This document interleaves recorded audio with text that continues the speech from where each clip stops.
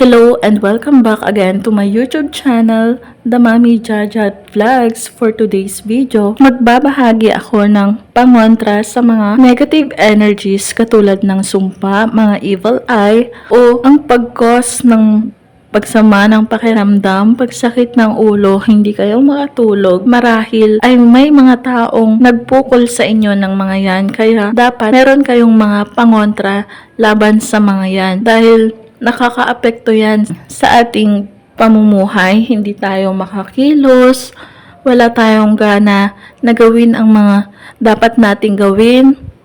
Dahil nanghihina tayo, wala tayong lakas. Masama at mabigat ang pakiramdam kapag merong mga nag-send ng negative energies sa atin. Kaya, ang videong ito ay magbabahagi ako ng pangontra o protection laban sa mga yan. Mangangailangan lamang tayo dito ng lemon o kaya kung meron kayong kalamansi ay pwede din. At mangangailangan din tayo dito ng asin. Ang dalawang sangkap na ito ay mabisa at malakas na pangontra sa mga negative energies na yan na katulad ng evil eye, mga inggit, mga sumpa. Kaya mainam na gawin, sundin o subukan ang pamamaraan na ito. Kung meron kang mga sangkap dyan ay huwag ka nang magpatumpik-tumpik pa na subukan ang pamamaraan na ito.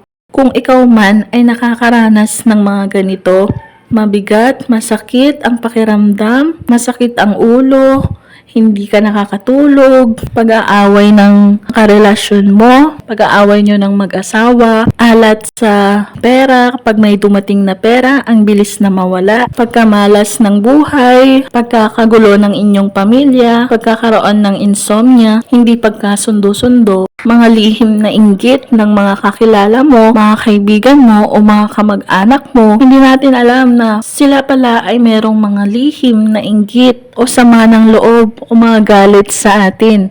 At sila pala yung mga nagsisend sa atin ng evil eye. Kaya kahit na anong doble ingat mo, kung tinamaan ka ng negative energies na katulad ng evil eye, makakaranas ka talaga ng mga ganyan. Mga negatibo yan. Kaya dapat kinukontra yan.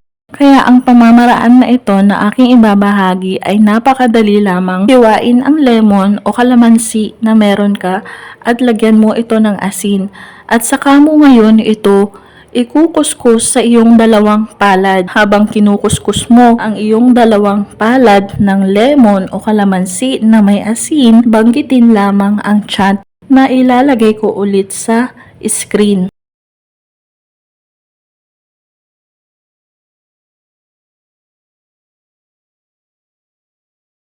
At pagkatapos mong mabanggit ang chant sa screen, hugasan ang iyong dalawang palad ng tubig. Hugasan itong mabuti. Ulit-ulitin lamang ang prosesong ito. Kung hindi pa rin mawala-wala ang sakit ng iyong ulo na pakiramdam mo ay meron pa rin ang negatibong enerhiya na ipinukol sa'yo, ulit-ulitin mo lang ang pamamaraan na ito hanggang sa mawala. Tandaan, ang mga ito ay magiging gabay lamang at ginagawa ito ng may 100% na paniniwala at maging positibo ka sa iyong mga ginagawang pampaswerte. Lagi pa rin magpakasipag, magtiyaga, magsumikap, magtrabaho at dumiskarte sa buhay at lalong-lalo na ang manalangin sa buong may kapal. At yun lamang po ang videong ito. Kung nagustuhan ang videong ito, mag-like at mag-subscribe na para maging updated sa mga next video na i-upload tungkol sa mga pampaswerteng bagay-bagay.